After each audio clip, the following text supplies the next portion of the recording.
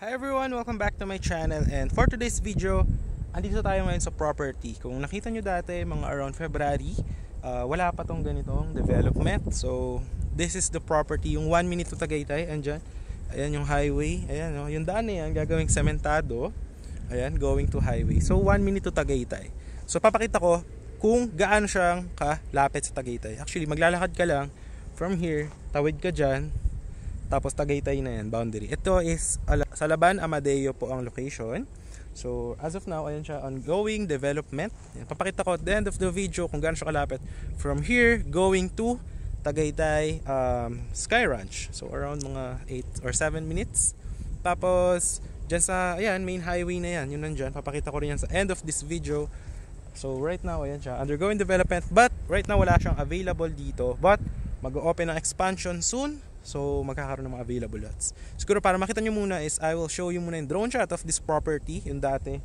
Ayan, para makita nyo gaano siyang kalawak and kalapit dito sa Tagaytay Tagaytay Bypass Road, no? So ayan, pakita ko muna siya dito.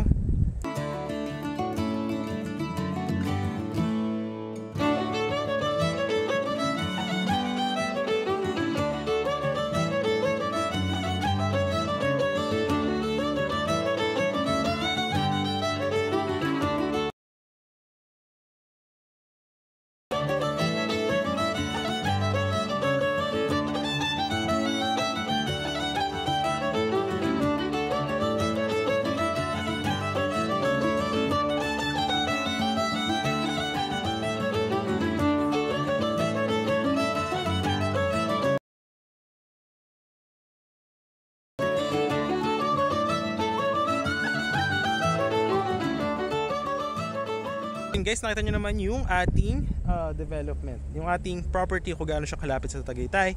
So very cold weather right now is 12 noon, no? So hindi ganun kainit dito, but paggabi naghahamog din po dito. So ayan siya. So ayan, going development, lalagyan ng mga drainage, concrete road, lalagyan ng mga perimeter fences, guardhouse, ayan. So kapag na-develop is lalagyan din ng mga lines for electricity, water, and any house design upon full development. Ayan yung mga sample ng mga drainage. Ayan, oh. So accessible siya by car or motorcycle. Ayan lang mismo yung highway. Ayan, so accessible siya. Ayan. So lalakaran natin ngayon yung makikita nyo mga development. So gagawin dito ng 8 meters and 10 meters na mga concrete roads. So very big po yan. And then yan, lalagyan din ng perimeter fence. Ang mga expansion na i-open sa next sa susunod, hindi pa natin alam, but soon is nandun sa likod. Nandun sa likod lang. Lapit lang siya. So yun, ikutan natin yung ipapakita ko yung back camera. But before that, siguro pakita ko muna ano ba yung mga sample na itsura ng mga project natin. Kasi nga nakita nyo dito, it's development pa lang. Ano yung mga sample na itsura ng mga project natin na mga tapos na. So pakita natin yung dito in 3, 2, 1, ito po siya.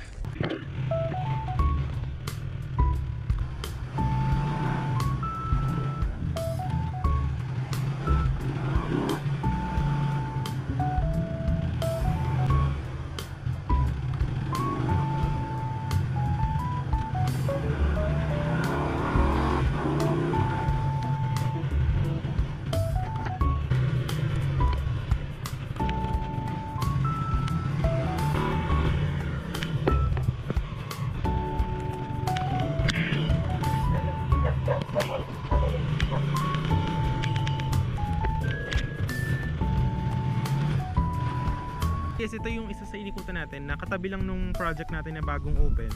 So ganito rin yung magiging itsura nung property after development. So yung sinasabi ko sa inyo, may mga concrete roads. Tapos yan, any house design, pwede rin na parang mini farm, ganyan. So depende po sa inyo. Tapos magkakaroon din yun ng mga lines sa kuryente, ganyan.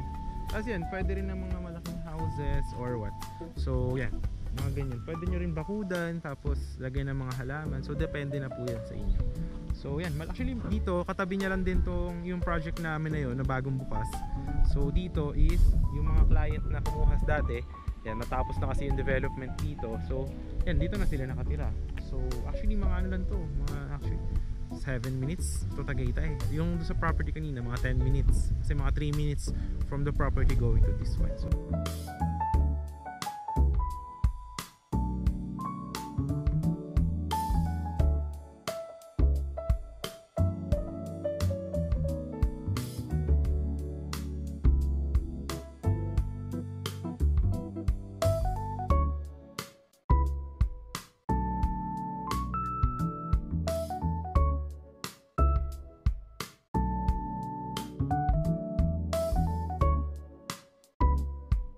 yan guys, nakita nyo naman yung mga sample natin ng mga projects. So ganun din po yung maging itsura dito sa future and any house design upon whole development. So pakita ko sa inyo yung mga development dito undergoing construction.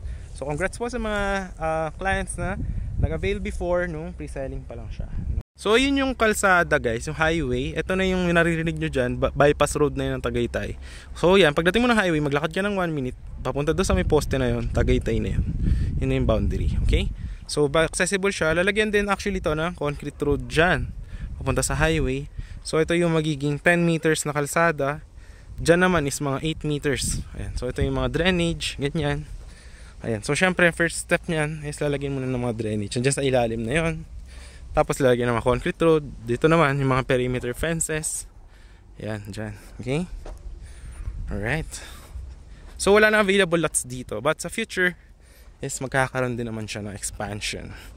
Alright. So ayan, dito gagawa ng kalsada dito. Ayan, diretso doon. Ayan. Tapos dito, isang kalsada rin, 10 meters yan. Alright. Okay. Ayan. So ito siya. Kita nyo. Ayan yung mga equipment.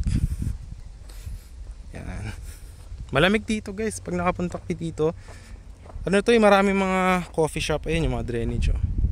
Maraming mga coffee shop dito na sikat. Tapos may mga bulaluhan. Tagaytay. Halos Tagaytay na kasi to guys. Tapos free transfer of title din tong mga project natin. Ayan.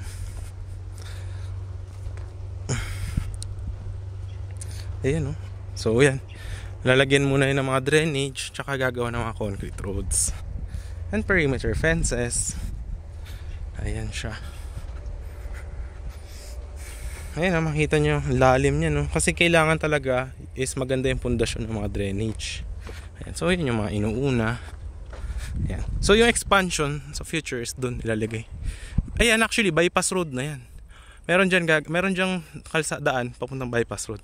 Pakita ko na lang dito sa video.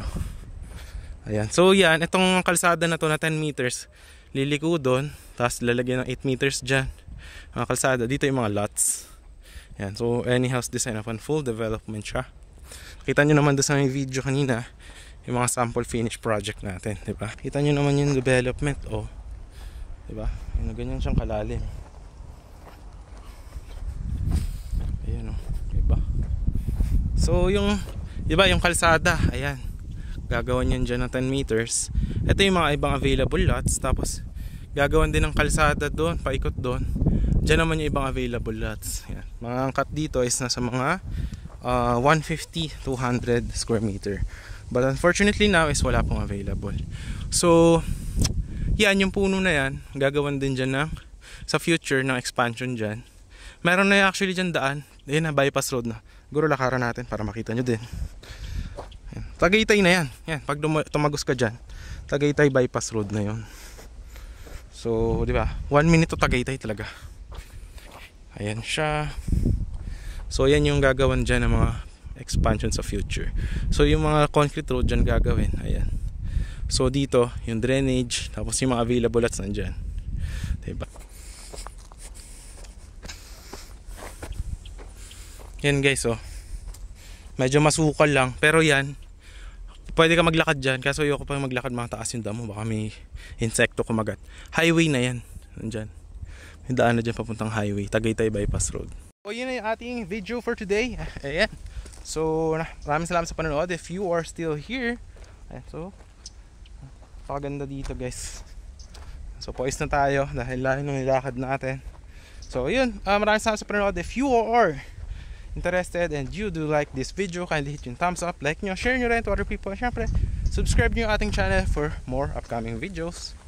So yun lang guys. Wala, so it is honest opinion guys, and yeah, napakamurang pre-selling lang ito guys. Pero klima talaga. Dito ko nasa Tagaytay mismo. Ayan so makikita nyo dito, kakanan lang kayo. Ito kasi Tagaytay bypass road. So yun yung Tagaytay Rotonda. So wala pang 5 minutes. Actually wala guys, kita nyo. Then dito natin dito, pero yung property natin nandun. Natin yung karami ng Tagaytay. So dito lang siya guys, straight ahead. Sky Ranch.